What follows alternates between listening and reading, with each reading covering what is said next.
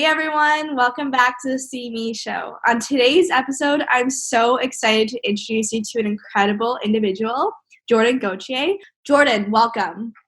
Hey, thanks for having me. Of course. So in lieu of November, which is Men's Mental Health Month, Jordan and I will be discussing, obviously, men's mental health. As someone who has watched masculine identifying members in my family struggle with their mental health and not have access to receiving help, I think that this conversation will allow us to identify many of the stigmas surrounding men's mental health and will also encompass Jordan's incredible insights on this topic.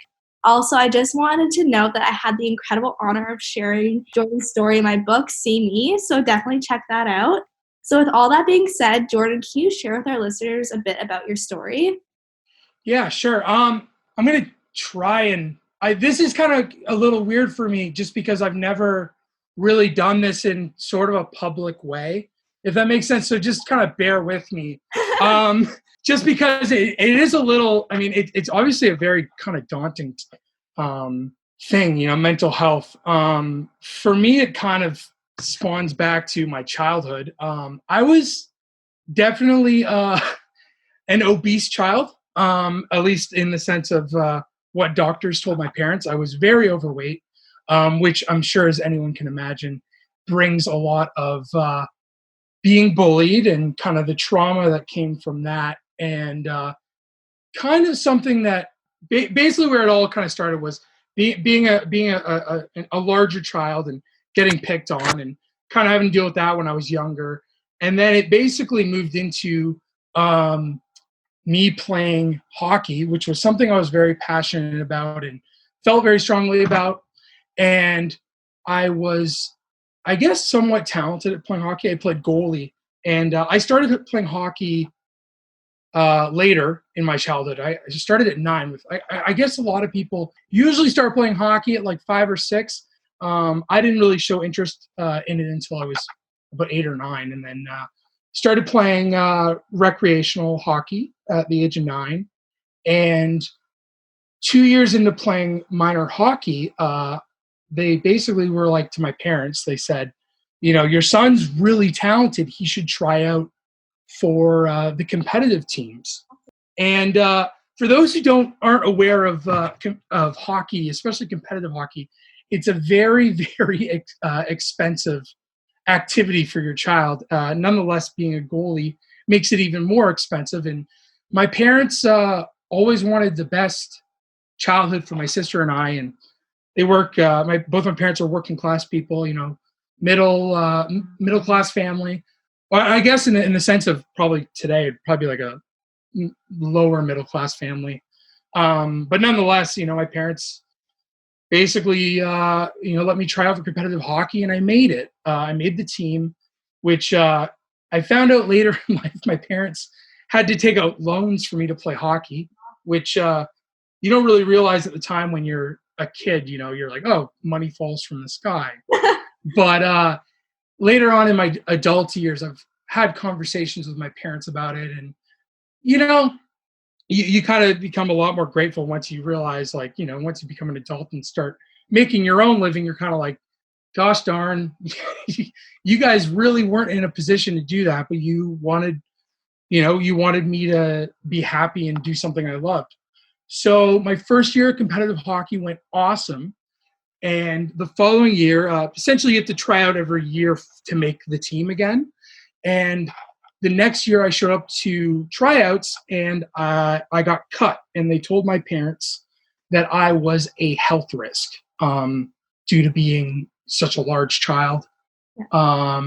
Which, as you can imagine, being, at the time I guess I was 12. For a 12-year-old kid, that's a lot to take in, because you see all your friends get to continue playing on that competitive hockey team, and you're basically back down at recreation hockey. And it really threw a rock in my windshield, for lack of better words. And essentially that year, I ended up losing 130 pounds. Wow. Now, and I lost 130 pounds in 6 months. So if you do the math, that's a lot of weight to lose very quickly. And especially when you're kind of going, at the start of puberty and going into your teenage years, it's a very alarming thing. And essentially my parents were like, okay, you should go get an assessment. We should take you, book you to the doctor and get an assessment to make sure, you've lost all this weight so quickly. Make sure that your body is okay. And went to the Children's Hospital of Eastern Ontario for a day with my parents. This would have been, I want to say July or August of my seventh grade year. And lo and behold, you're doing all these, you're talking to these doctors all day. And again, you're 12, so you don't really understand it. But at the end of this whole day of doing all these tests on me and asking me all these questions, they pull me into a room with my parents and like 5 doctors. And I was kind of like, what's going on here? And they basically like, hey, Jordan, like sit down. And I was like, okay. And I'm like, what's going on? What's up? And they dinged me. I haven't talked about this in so long, especially in with this much detail. But they dinged me with what they called athletic induced anorexia, which is basically a whole lot of words of saying you're sick and you have an eating disorder, and then which later on basically turned into kind of a snowball effect of a bunch of other mental illnesses and whatnot. So essentially, they pull me into a room and go, "You're sick and you need help, and you have to come to the hospital, and you have to come to the hospital. You have to stay here at the hospital, and basically, your heart." They said something about, I guess, my heart being close to failure, just because it was such a shock to my body after losing all this weight. And yeah, it was a real big spin. It was the first time. Sorry, I'm kind of breaking down here. I haven't talked about this. Ooh.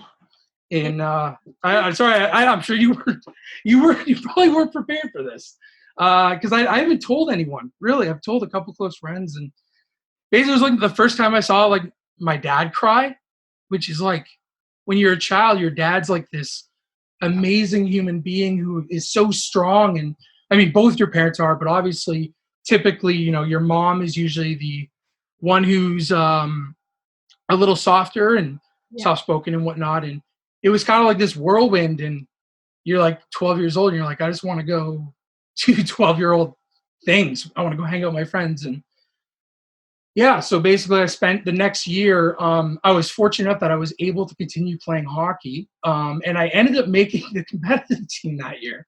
They wanted to keep me in the hospital there for like a month. And my parents like begged them. They're like, please, like, let us take him home.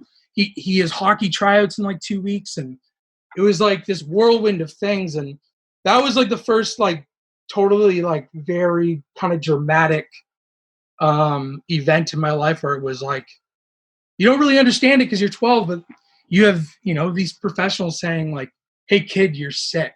Like, and that was like the hard thing about getting into my head. It was like, I feel fine. Like I feel great. I can run, I can run 5 kilometers without losing a breath now.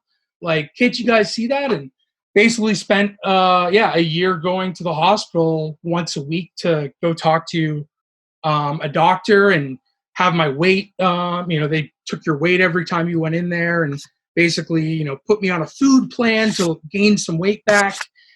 And after about a year of that, they told me that I didn't have to go to the hospital anymore on a weekly basis, and wiped my hands clean of that. But the scary thing about this whole thing, and they tell you this, and again, it's a lot to swallow when you're 12 years old, but they basically tell you you have an eating disorder and you are going to have an eating disorder for the rest of your life.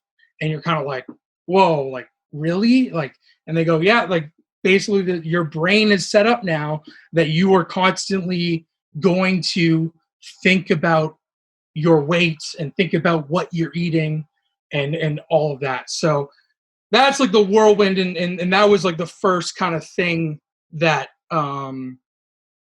really kind of took me for a spin. And, to this day, I definitely still worry about my image. And, I'm constantly thinking about what I'm putting into my body. And I have guilt when I eat bad food.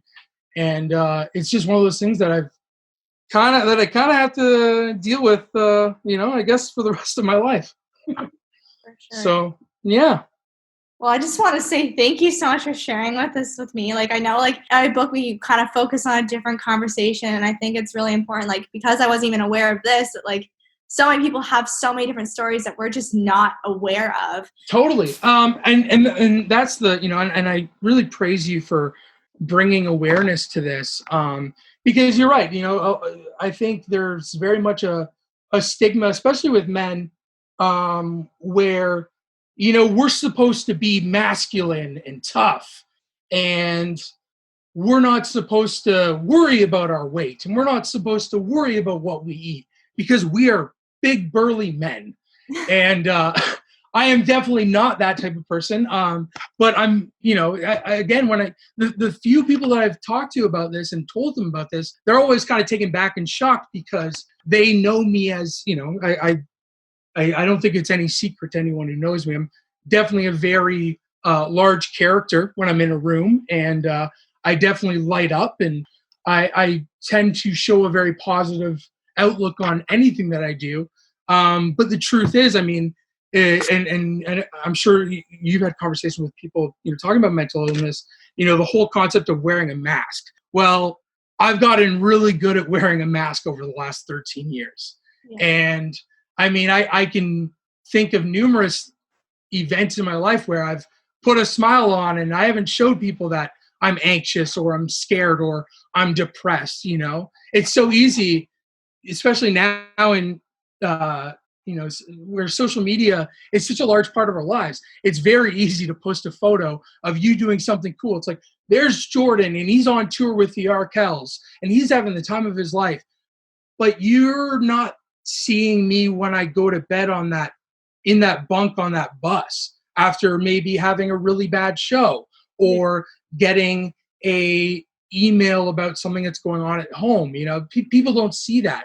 And that's, the scary thing about social media, but also kind of, the great thing in the sense that, people can think that you're this happy person, and you might want people, I know myself, I can't speak for others obviously, but I know I want people to think that I'm a really fun and outgoing and happy person.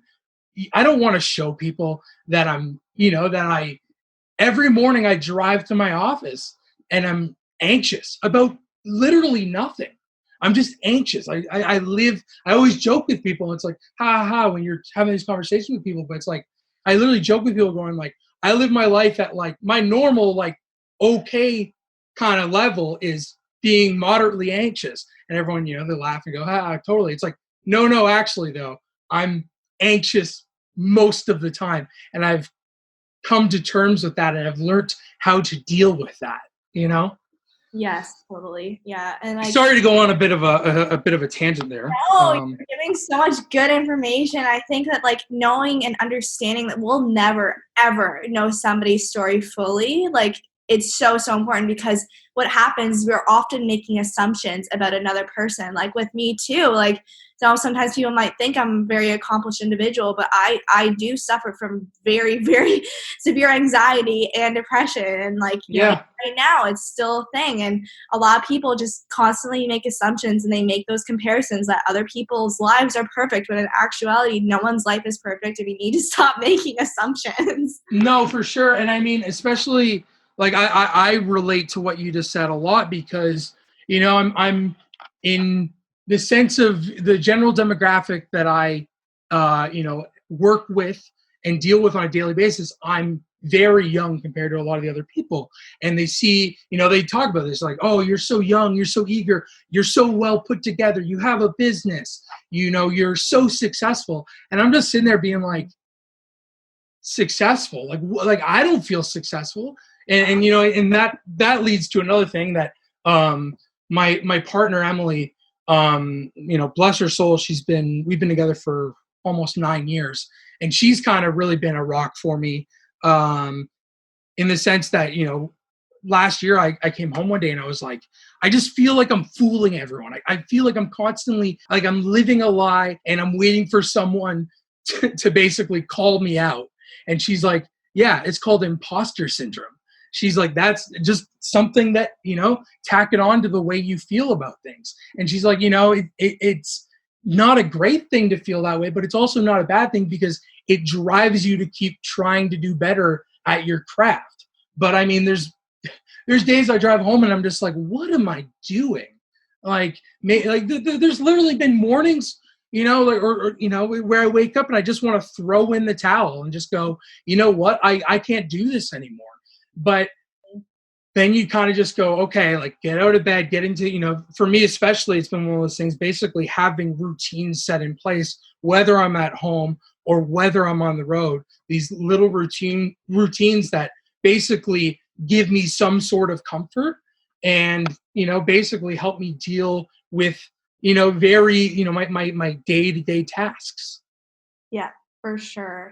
I can so relate to you on so many levels. Like I go to bed sometimes just feeling like yesterday I thought about just giving up my podcast. I was like, I don't think I'm good enough. I don't think that this is worth it. I don't think people think I'm worth it. Like all these different thoughts. And it's like we always forget that there's such a bigger picture. Totally. But, yeah. So I just want to ask you, like, what does men's mental health mean to you? I mean, since it's something I've dealt with for such a long time now, I mean, let's be real. It's so important and we don't talk about it enough. And that's not even just with men's mental health. That's with mental health in general. And it's one of those things where, like I said, like I've never, like what I told you at what I told you at the start of this podcast, I've maybe told a handful of people. I mean, anyone who was in my grade 8 class definitely knew I had it because they had to tell the teachers basically like, hey, like, Jordan's not very healthy and you got to keep an eye on him and make sure he eats and all that stuff. And it's one of those things where I've held back myself on telling people about what I deal with. I mean, yeah, even so, like, I didn't even touch on the stuff that I've dealt with, in my adult life.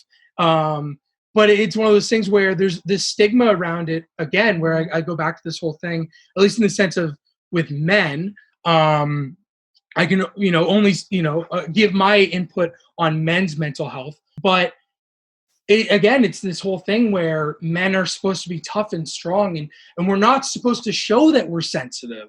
We're not supposed to, I mean, last year I remember I was on a flight and I was watching this movie about residential schools in Canada, and I was like bawling my eyes out. I'll never forget Danny, the drummer from July Talk, turned to me, and a lot of men would probably laugh and be like, why are you crying, dude? But he like put his hand on my shoulder and was like, you all right, man? I'm like, yeah, I'm fine. I'm really torn up about what's happening in this movie. And I think we need more of that. I think we need more of men supporting other men. I think we need, other men, especially men who have a lot of influence in the world, to basically like stand up and go, hey, it's okay to cry. It's okay to show your emotions and show that you're upset. And it's okay to ask for help if you feel like you need help. It's okay to reach out to other male friends, if you're depressed or anxious. And these are all little things. And I don't even know if that really answers your question much. But I think the bottom line with this whole thing is it's really important. And I think we need to keep the conversation going on a more regular basis versus just kind of, bringing it up here and there. I think it needs to be a regular conversation we have. And I think, again, that's just not men's mental health. It's all mental health. And again, kudos to you for really, striving to do that yourself and really championing that, because I definitely don't have the mental capacity to do what you're doing, in the sense of sitting down with people and having conversations with people and talking about these kind of hard-hitting issues that are stigmatized and not really talked about as much as I think they should be, at least. Oh, totally. And like, it is hard, but it's like you learn so much from it. And it's almost worth it at the end of the day, even if the conversation is difficult. It's like those difficult conversations make the most impact. And that's like why having this conversation, I have a feeling that several masculine identifying individuals are going to listen to it and actually take away stuff from it. So you obviously talked about like some like ways we could break down the stigma associated with men's mental health. So I just kind of want to ask you if there's any other ways we can advocate for men's mental health. Like how can other communities get involved? That's a tough question because you have to kind of look at, I mean, I think what you're doing, and I know there's others that kind of, definitely tried to keep the conversation going, as much as they possibly can. But I think what it comes down to, if you really want to get the point across, I think it really comes down to the leaders in the communities. I hate I hate the word influencers, because when I say that word, I think of someone who's like promoting a Gucci bag on Instagram. But like people who are maybe actors and actresses, and I again, if we were talking about just men's mental health, I think any person can do something to support and bring awareness to it. But I think if you were asked my opinion about how do we get the message across and kind of open the conversation up to being more of a regular thing, if you were if someone ultra famous were to come out and be like, hey, this is how I feel, this is what I deal with on a daily basis. And I think if you make these people who are who somewhat seem unobtainable and like not real people, like celebrities and such, not if like I don't know, if someone like Justin Bieber came out and was like, hey, I have these mental health problems, I think a lot of other men would kind of listen and go, wow, Justin Bieber, like this billion-dollar entity, this insanely talented and famous person, they deal with something similar to what I deal with. Yeah. And I think once you make it relatable amongst people who are, again, large influences to the general demographic, I think you really open up a whole other can of worms, if that makes sense. Absolutely. Yeah, and I really liked how you were mentioning earlier. Was it the drummer from July Talk you were saying? Yeah, Danny. Danny's like an older brother to me, and he's a sensitive guy too, which is rad. So like I can like definitely, and I have in the past like talked to him about kind of my feelings, and it's so funny when I hear it come out of my mouth, I'm like, my feelings, but that's the truth. It's like finding people that you can really kind of trust with expressing yourself and how you feel, and basically being like kind of like when you were a kid and you like told your best friend like, hey, here's a secret, don't tell anyone. Yeah. And you hope to God they don't tell anyone, right? It's kind of that idea, and finding people that you can really truly confide in and trust. Yeah, I really liked his response. I think that like really goes to like the individual level of how we totally. Like, I just think, like, the way you responded to your emotions, that's very, like, not typical of how men respond to men, like, expressing, like, their own emotions. And, like, just that whole thing, it just lit me up because, like, that's a way to break down the stigma even in the most, like, just the most normal ways of doing it. And I think, like, this is the littlest ways. And I think I really, really appreciate that. Yeah, I mean, it's funny. What I've experienced, and many others as well, I'll kind of bring it back to like my early, like being 18. And I remember this kind of like breaks down, at least for me, kind of what it's like being in a band, and you're in basically a traveling tin box with your best friends, and you're creating art together, and you're experiencing so much together so quickly, and you get to learn about other people, and basically learn about others and their character and who they are as people. And again, like I talk about this a lot with people, because I know there's a lot of people that have never played in a touring band, but you really get to learn about someone when you're driving for hours on end next to that person and sleeping next to that person day in and day out. And like I remember being 18 and I just started college, and that year I had a lot of like I started having for the first time ever in my life panic attacks. And I'll never forget the first time I had a panic attack. We were playing a show in like my buddy's basement in Ottawa, which is where I'm from, and I had just played, had a great time. My band, it was a great show, and we're watching the other band play after us. And I remember sitting on the stairs and just the room starting to move and feeling this horrible anxiety, which like I've felt before, but I had never felt it to, basically to the extent I was at that moment. And I remember being with, my bandmates and some other friends, and they carried me outside and they put me into the van, and I lied on the floor of that van. And I remember we pulled into my parents' laneway, and finally, like, the world had stopped shaking and I felt okay. And I was like, I turned to my buddy Joe, who I'm still great friends with to this day, and I was like,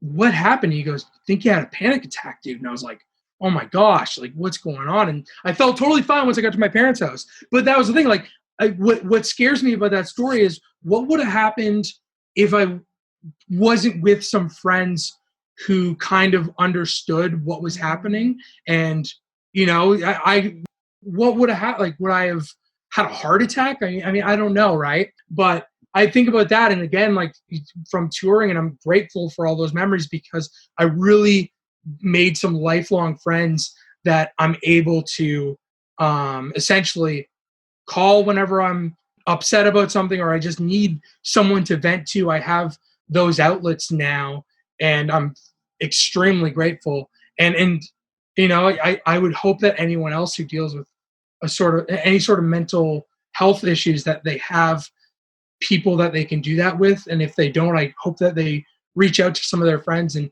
talk to them about how they're feeling and going, and explain, like, hey, I might need to call you at 4 a.m. in the morning.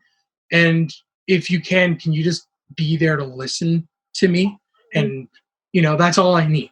So. Yeah, for sure. Like, support systems are so, so, so important. I know, like, in my second year of university, which was when my mental health was at its all-time low, I was neglecting my support systems, and it literally kept deteriorating. And then eventually when I opened up to my support systems, it went up exponentially. Yeah. Yeah, for sure. So, like, obviously this is a really great tip, but like, this is kind of the last question of this episode, but like, what advice would you give to others who are struggling with their own mental health? Like, do you have any essential, like, self-care tips? I mean, that's definitely one of them. When I talked about like support systems, I think that's a very large thing.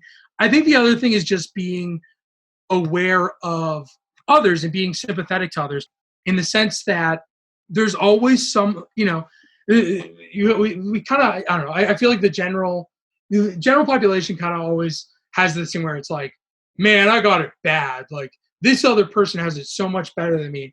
And for me, it's like, just be aware of other people and know that there's there's people out there who have it better than you and a lot worse than you. And it's especially in the sense of mental health, is just be aware of others and know that, you might be dealing with someone and going, why is that person such a jerk?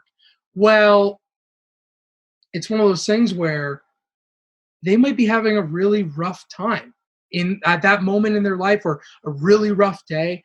And I think just, being sympathetic and aware of others is a very large thing. And I know that isn't really a self-care sort of thing, but I think it's something really important to keep in mind with anything in life, is just understanding that everyone's kind of going through their own things, and it's important to be understanding and aware of that.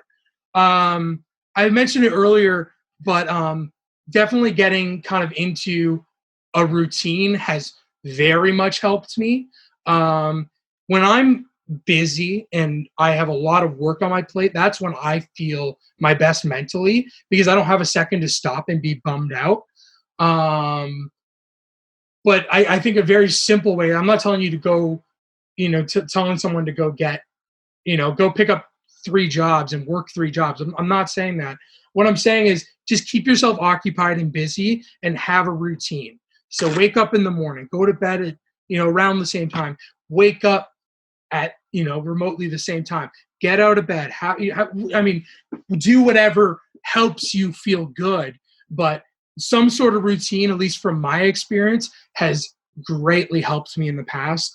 And it took me a minute to like figure out a routine. And I think it's an ever evolving thing, but like the routine thing is super, super important. And I think one other thing is like check in on your friends.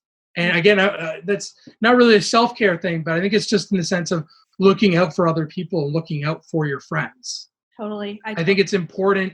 And call your mother. Yeah. I always thought, make sure to call your mom. And if you're, if and obviously some people may not have mothers, but call your parents, call your family, and Yeah. talk to people, and talk to your loved ones, and stay informed with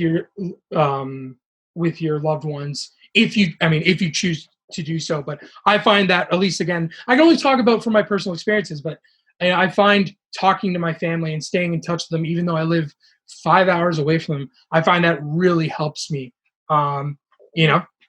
Yeah, totally. And I really want to add on to the whole idea of like making sure you have a routine and being busy. Like for me, I really I know my mental health deteriorates when I don't have like a sense of purpose, or I don't have like a project on the go. Like I know at the beginning of like the pandemic, my mental health was not in a great place because I didn't have anything to do. I wasn't really feeling like I was making an impact. I didn't really have a sense of direction. And so I think adding on like choosing things that like obviously don't like choose things that don't make you feel good. Like don't be busy for the sake of being busy, but like choose things that actually make you feel good and have a sense of purpose. Yeah, totally. I mean, I know I've in moments with myself, I've definitely felt extremely overwhelmed with what's on my metaphorical plate in front of me. It's one of those things where don't go. I tell you, like if I'm saying like keep busy, and that's what helps me. But I'm definitely not saying, I'm not trying to say like, Yeah. again, go work 3 jobs. What I'm saying is just keep yourself occupied and keep yourself, at least, again, this is what's worked for me. But I've really found basically comfort in knowing that keeping my mind going, and looking forward to things and being excited about things, and trying not to like take a second and really get bummed out about things. Like keep it going, and keep the good vibes rolling. But no, seriously, like it's one of those things where again, everyone's different, and being aware of that is important. But for me, at least, keeping super busy. And I think, oh yeah, one last thing is like, I grew up listening to like punk and hardcore music, and that was such a large aspect of my like coming to adulthood thing, my teen years. And there was this one band that had a lyric, and I forget the band, but the lyric was, "With time comes the comfort," and that was like, that really resonated with me, and something that's I've always kind of like kept in the back of my head of like, if things are bad now, like wait it out, keep trucking through it, because things will get better. And I know that, again, that's cheesy. That sounds cheesy, but it's the truth. It's like I've been in really bad spots, whether it be financially or mentally, and you kind of just have to go, okay, I got to put my head down, and I'm going to get through this. And you do. And that's the beauty of life is, it's getting through the lows so you can enjoy the highs. Exactly. Trust the process. Trust. I have a friend who says, trust the process and the process will trust you. I don't know if that means anything, but I think it's like, it's a little confusing. But at the end of the day, if you just trust it when you are going through something really crappy, something good will come out of it, even if it's hard to recognize at the time. Sure. Yeah, exactly. Amazing. Well, Jordan, you've shared with us with some amazing insights. We talked about the stigma surrounding men's mental health and how we can go about becoming advocates for men's mental health and just mental health in general. But before we wrap it up, where can our listeners connect with you? You can connect with me. I guess I don't even know if I said this in the podcast. I run a drum company called YC Drum Company, and if you want to connect with me, I'm on all of the, I'm on Facebook and Instagram. I'm not on Twitter because what am I going to tweet out? feeling great today, tuning this snare drum. No. So yeah, it's at YC Drum Company for Instagram, Facebook.com/YC Drums, and YCDrumCompany.com. And you can basically that's anything that has like an email or message option through any of those goes directly to me. Amazing. Well, thank you so much, Jordan, for this amazing conversation. And to everyone who listened, see you next time.